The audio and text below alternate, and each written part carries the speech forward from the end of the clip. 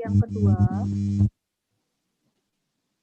di sini telah hadir narasumber kita, yaitu Bapak Dr. Sukirno, yang bersangkutan merupakan dosen Universitas Sriwijaya, Prodi Pendidikan Jasmani, Fakultas Keguruan dan Ilmu Pendidikan, Universitas Sriwijaya.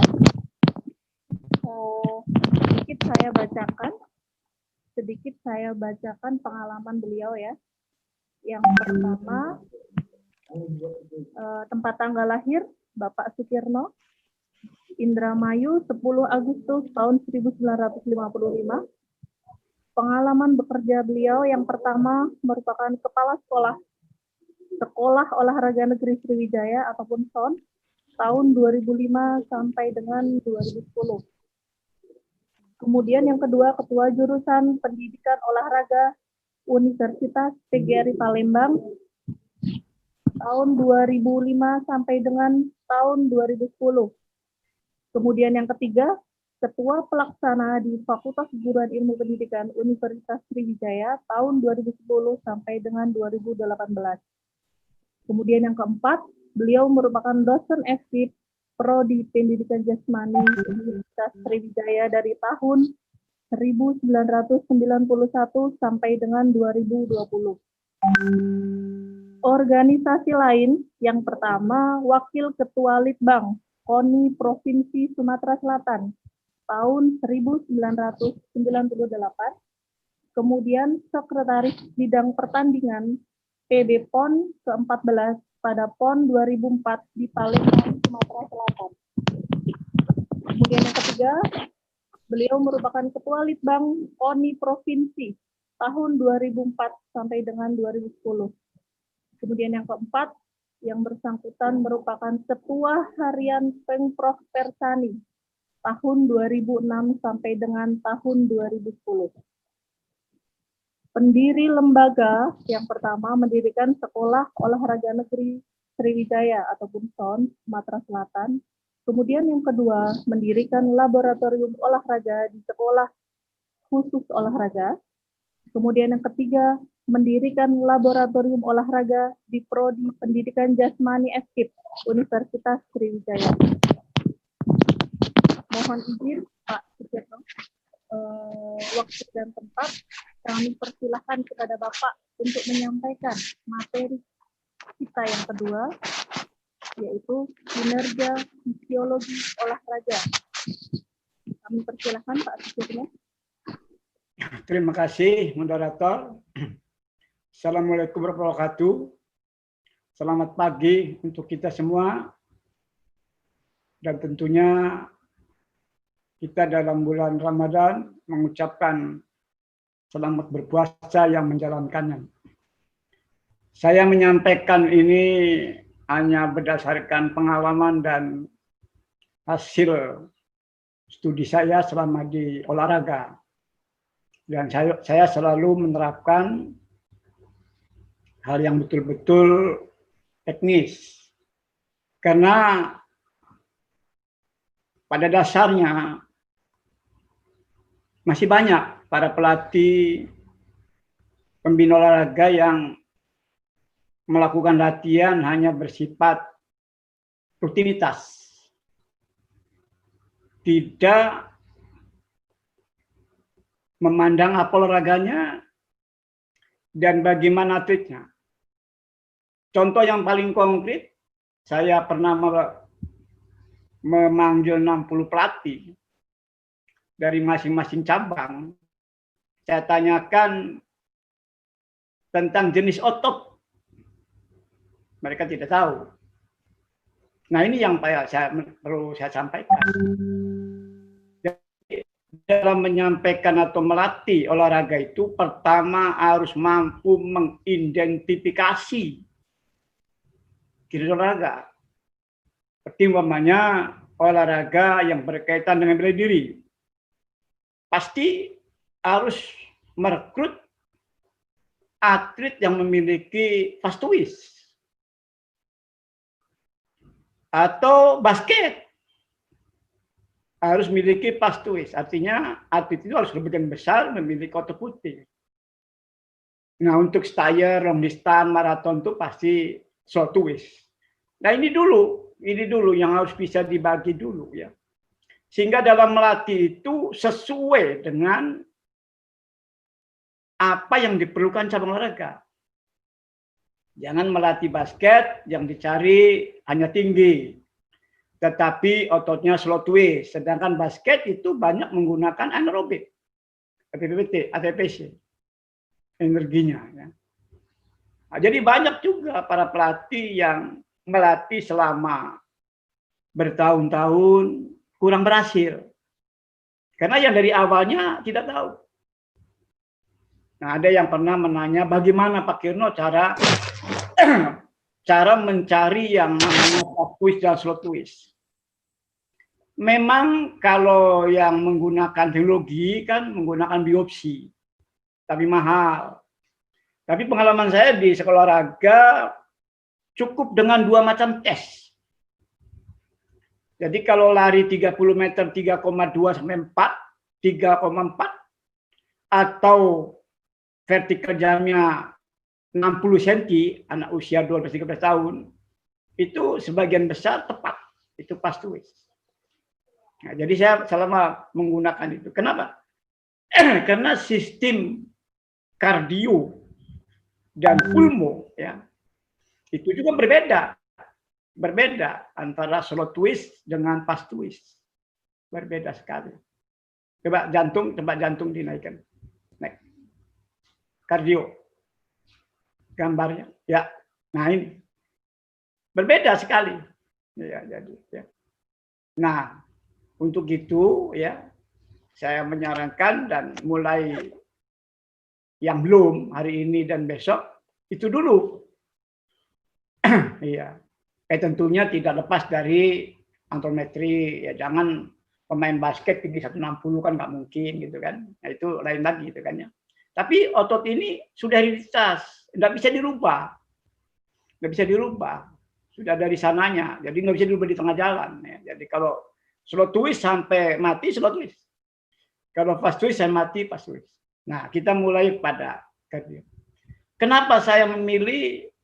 Tadi Bapak Topik sudah menjelaskan panjang lebar ya, sudah sangat ya, komprehensif dan mudah-mudahan ada lanjutan ya. Saya juga mudah-mudahan lanjutan ini. Ini saya ambil hanya 2 komponen. Kenapa? Karena yang bisa diukurannya ini kardio pulmo menggunakan General Fitness kan, ya, jadi berkaitan dengan VO2max.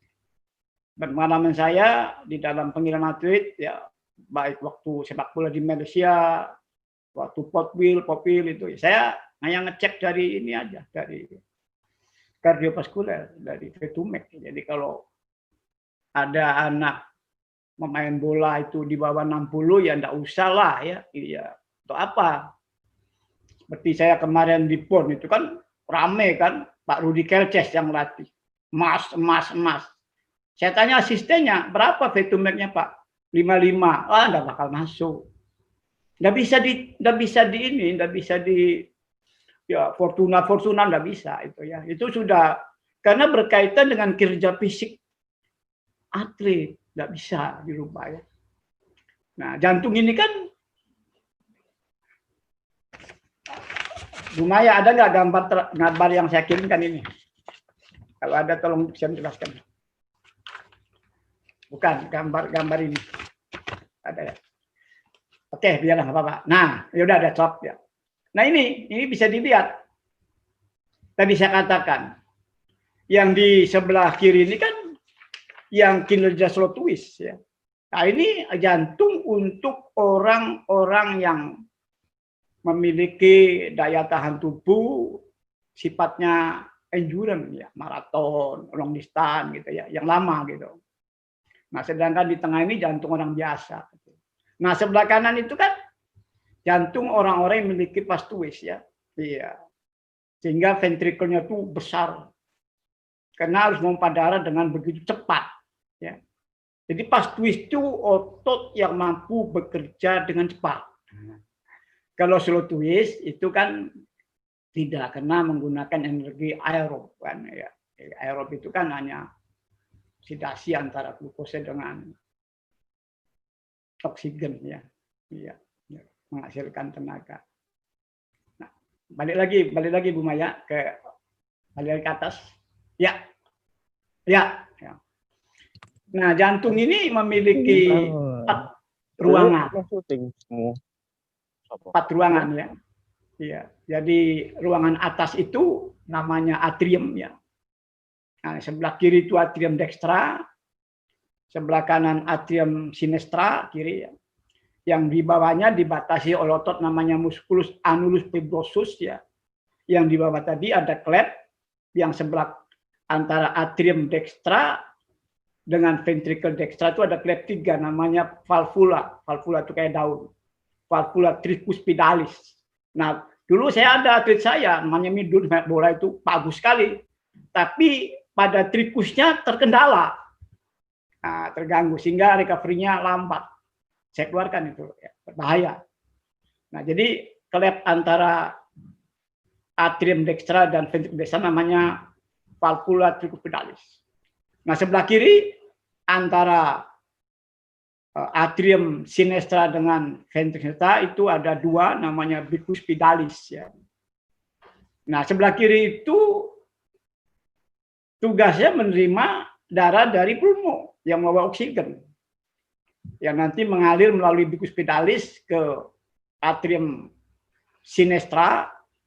Pada waktu jantung melakukan sistole, maka darah itu akan keluar ke aorta seluruh tubuh. Menjalankan tugas ya. Menjalankan tugas untuk kinerja otot. Nah, ya. Seperti halnya tadi saya katakan glukose. Glukose itu kan dari karbohidrat yang menjadi molekul kecil namanya monosakarida kan. Glukose itu bahan dasar untuk pembuatan energi yang disebut dengan aerob ya, dengan oksigen ya. Nanti akan membawa CO2 kan. Nah, CO2 itu akan masuk melalui vena. Vena itu pembuluh darah balik, vena cava inferior artinya darah dari anggota bawah dan vena cava superior dari atas masuk ke atrium dextra. Nah, tentunya banyak mengandung CO2 yang akan masuk kepada ventricle dextra dan dipompa ke pulmo. Nah, nanti kaitannya itu ya disebut dengan ekspirasi kan, mengeluarkan oksigen ya, mengeluarkan CO2 sorry. Jadi respirasi itu antara inspirasi masuk O2 dan ekspirasi mengeluarkan CO2 ya. Jadi itu anatomi daripada jantung dipelajari supaya kita bagus ya. Jadi waktu sistole itu kan memompa darah, dari mana darah itu dipompa itu? Dari listrik out, listrik jantung kan ada 2 kan, ada venut dan anut yang masuk ke perkasis dan melakukan kinerja untuk memompa ventricle ya. Jadi darah yang banyak mengandung CO2 akan dibawa ke paru-paru, dibuang, dan darah yang pada ventricle sinistra akan ke tubuh untuk menjalankan fungsinya ya. Ini yang paling penting. Karena tanpa dukungan darah ini kan dari mana bisa kita melakukan kontraksi otot? Nggak mungkin. Nah, darah kita itu kan harus RBC ya, RBC red blood cell itu harus di atas 6 juta sel per meter kubik. Dan RBC-nya harus 7.000 sampai 8.000. Nah, trombosit itu penting. Dia 300.000, terutama pada olahragawan yang body contact ya, seperti tinju, silat. Artinya kalau dia kena luka, kalau trombosit kita bagus, mudah membeku, tidak mengalir darahnya ya. Memang ada orang yang punya penyakit tidak memiliki trombosit ada ya, itu hereditas keturunannya namanya hemofili ya. Jadi kalau dia operasi 99% pasti meninggal karena tidak bisa membeku. Nah, itu tentang. Nah, sekarang ke bawah lagi, Bu Maya ke bawah. Bawah, ya. Bawah. Tolong nek. Ya, nah ini ya. Ini tadi saya katakan tadi otot manusia, otot rangka itu ya. Otot rangka ini kita hampir 640 jenis loh. Ya, nah, yang paling besar di otot rangka.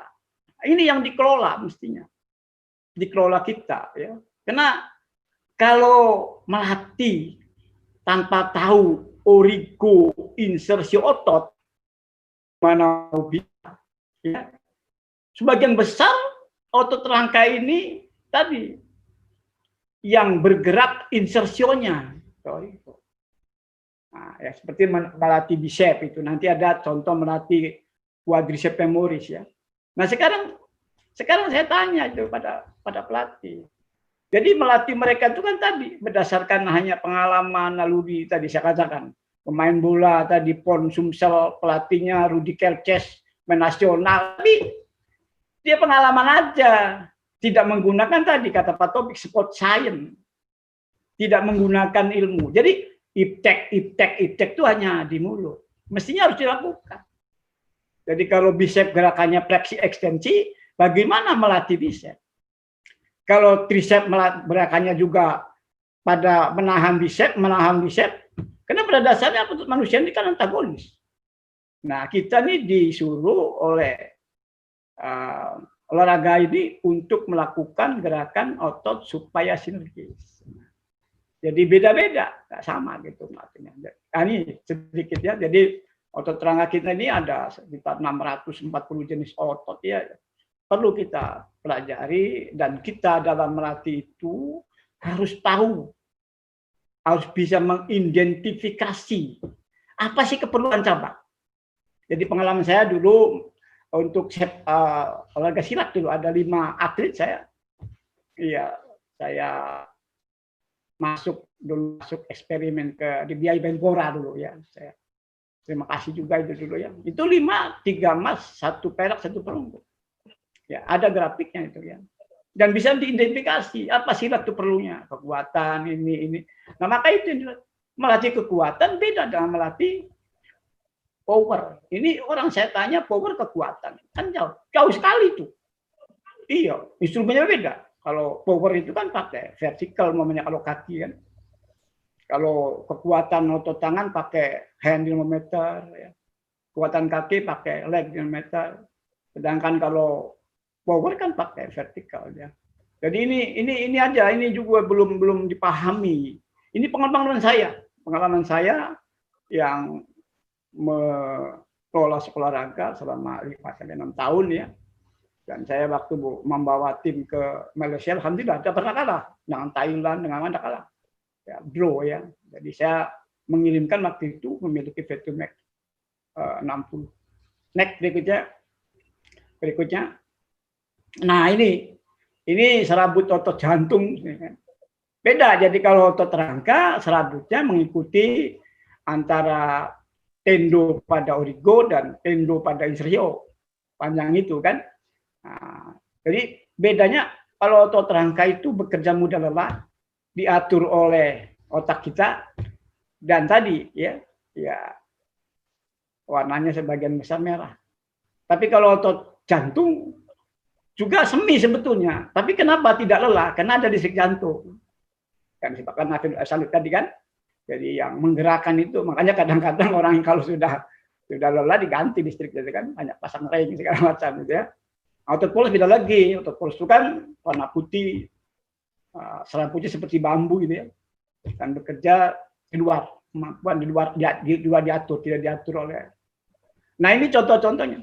Ya, ini tadi saya katakan ini untuk long distance, tire, ini untuk orang biasa, dan ini untuk next berikutnya. Ya, nah ini cara Nadira tahu kalau pasti tahu. Ya berikutnya, next. Nah ini anunya, ini normal ya, sistole diastole ya, diastole. Ya jadi sistole itu pada saat jantung itu mengucupkan ventrikel atau memompa ya. Diastole pada saat darah masuk ke atrium dextra. Nah ini berikutnya ya ini pulmo ya. Pulmo ini ya, saya katakan selalu berkaitan dengan jantung. Jadi kedua alat ini menurut saya yang paling tahu dalam faal. Bukan berarti yang lain tidak penting, bukan ya, jangan salah. Tapi karena ini yang punya parameter ya, tadi menggunakan tes namanya Zero Fitness ya. Iya, baik menggunakan tadi Blit test maupun Cooper test maupun Balke test ya. Nah, ini yang bisa diukur. Next berikutnya. Berikutnya next. Ya, lumayan. Ya, agak naik dikit. Nggak bisa naik, nggak bisa naik ini gambarnya. Oke, ya. Nah, di bawah itu ada gambar alveoli. Sebelah kanan tutup ya, sorry. Nah, disitulah ya terjadinya pertukaran gas antara O2 dengan CO2 di situ. Jadi pada waktu inspirasi mengambil oksigen ya, dan menyerahkan kepada Hb, karena yang bisa mengikat oksigen itu kan Hb, ya, hemoglobin penambah darah ya. Jadi kalau orang kurang darah bukan darahnya kurang dari 5 liter, bukan ya, Hb-nya, hemoglobinnya ya. Nah, jadi kalau hemoglobinnya kurang pasti lesu, karena ibaratkan Hb ini transportasi truknya ya, yang membawa oksigen ya untuk oksidasi dengan glukose yang akan menghasilkan energi ya. Jadi harus diperbanyak. Dari mana? Ya tadi saya katakan ya latihan dan gizi tentunya pasti gitu ya. Tidak mungkin dari yang lain kalau latihannya bagus. Nah, tadi kata topik harus ada parameter, ada apa namanya? Ada gridnya. Ada jangan baik-baik tapi tidak jelas. Jadi harus tertulis gitu. Jelasnya di mana gitu ya. Nah, itu. Jadi di alveoli lah terjadinya pertukaran gas itu antara jadi menyerahkan CO2 untuk dibuang ekspirasi, O2-nya di bawah, semuanya oleh hemoglobin. Naik berikutnya. Ya berikutnya. Naik. Yuk. Ya, ini ya. Jadi jangan salah. Untuk mengoptimalkan kerja pulmo itu bukan hanya pulmo saja. Salah itu, ya. Apalagi kalau pernapas eksuler. Jadi pulmo itu kan adanya di torak. Torak itu dibentuk oleh 12 pasang koste, ya. Itu dari 7 pasang koste verae, 3 pasang koste spurae, dan 2 pasang koste fluctuantes. Dan di bawahnya ada diafragma. Juga pada sternum, dari membrane sternum, corpus sterni, dan pus pedes. Di mana koste-koste depan itu berbentuk kartilago, berbentuk rawan. Kayak tadi elastis, ya. Tapi itu perlu dilatih. Tidak hanya dibiarkan begitu, karena lama-lama menjadi stoblas, menulang. Nah, jadi kartilago koste itu yang masuk kepada incisura costalis pada kusen itu bentuknya rawan. Sistemnya seperti persendian synchondrosis, ya. Artinya dengan tulang rawan.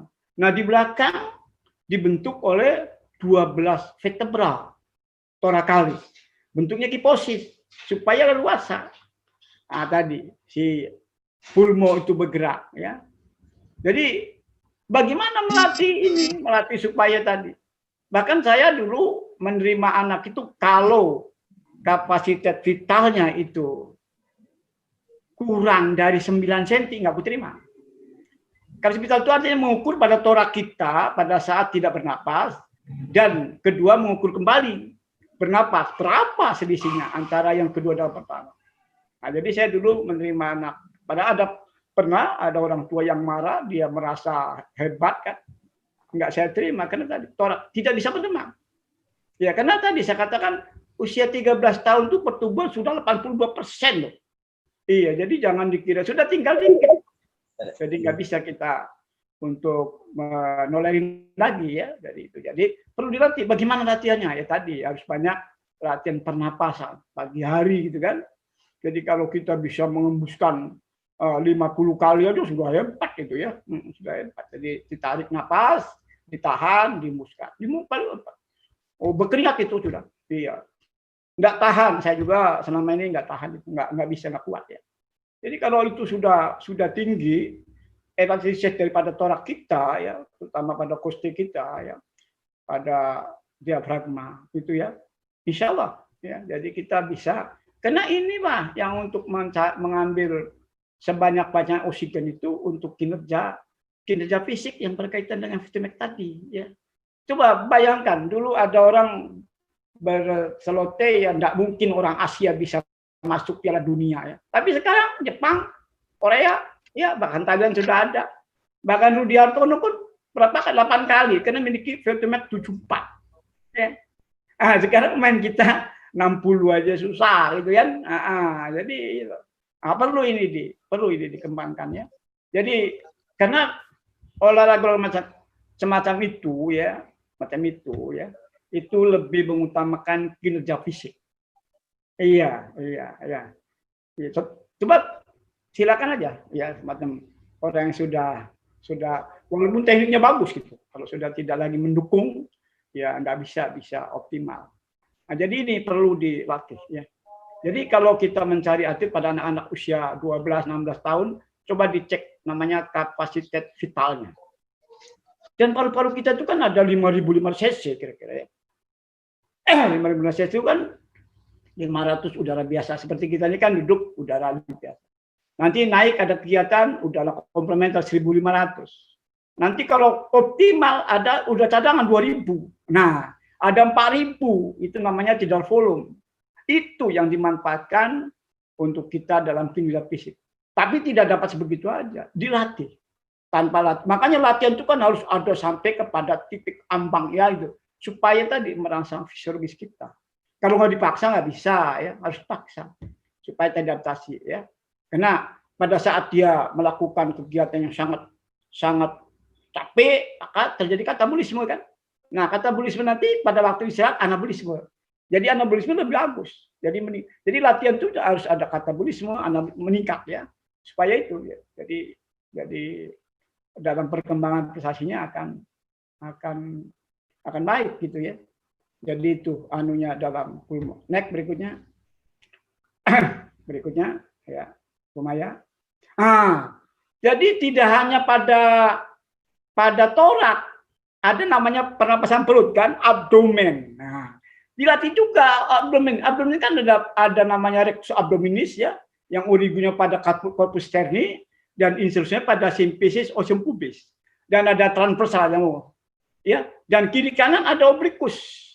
Nah, makanya kadang-kadang seorang olahragawan yang sudah capek megang pinggang. Nah, berarti otot perutnya itu tidak kuat. Ya. Jadi tidak hanya begitu.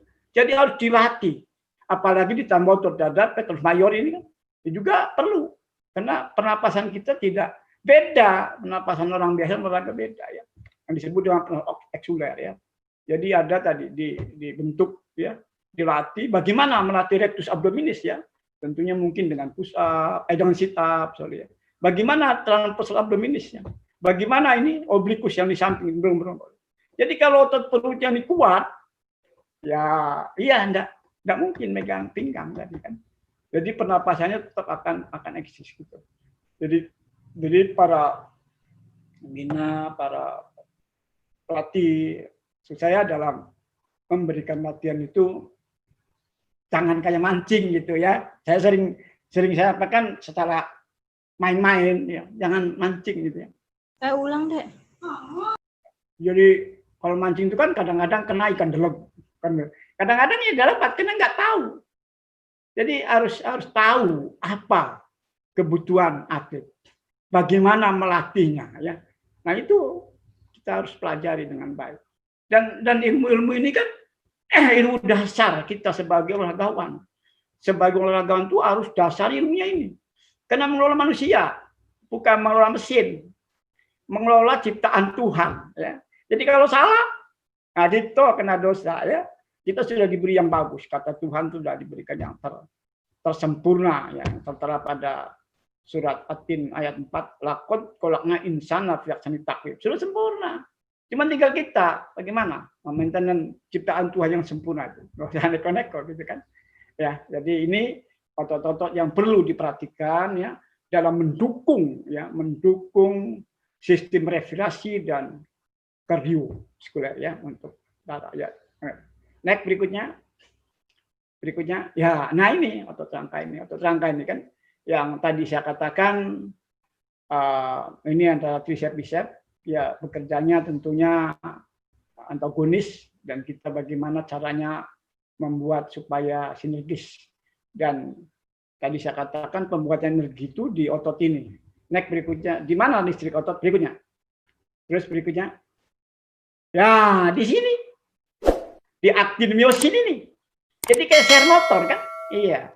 Jadi kerjanya tuh kalau kontraksi masuk yang merah, relaksasi membuat, sama dengan share motor, share mobil.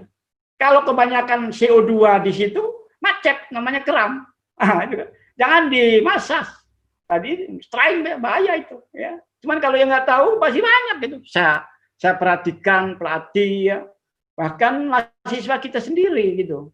Sudah kram, ditarik supaya tadi supaya aktin miosin itu memanjang, diisi oleh oksigen, maka dia akan kembali. Sama di otak kita, kalau terjadinya banyak kekurangan O2 kan pingsan, sama aja. Karena otak kita juga perlu energi gitu kan. Nah berikutnya, di mana listrik otot terjadi? Berikutnya ya next, Umaya next. Ini kan di sini. Ini ya.